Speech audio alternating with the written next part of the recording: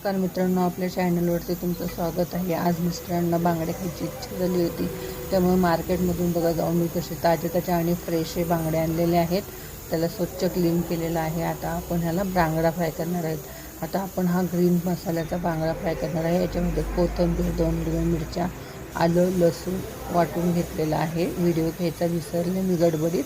त्याच्यानंतर थोडीशी मिरची पावडर टाकली आहे, हळद टाकली आहे आणि किंचित ह्याच्यामध्ये आपण आता हिंग टाकणार आहोत।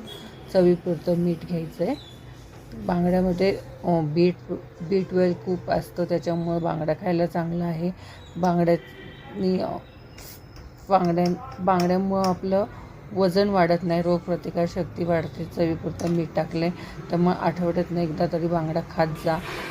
बांगड्यामध्ये 2 चमचे ह्याच्यामध्ये आगळ टाकायचे, मिक्स करायचं आहे। त्यानंतर इथे बघा मी रवा घेतला, त्याच्यात थोडं तांदळाचं पीठ टाकले, हळद टाकली, मिरची पावडर सर्व मिक्स करून घेतलं आहे। त्याच्यानंतर हे आपलं वाटण मस्तपैकी त्या बांगड्याला चोळायचं।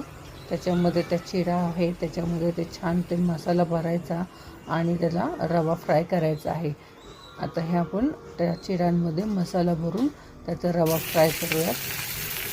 आता हे रवा फ्राय करून तव्यावरती टाकले। त्याच्यानंतर ना माझ्याकडे हळदीचं पान होतं, त्या हळदीच्या पानामध्ये मी आता हा बांगडा भरलेला आहे आणि आता आपण त्याचा फ्राय करत आहोत।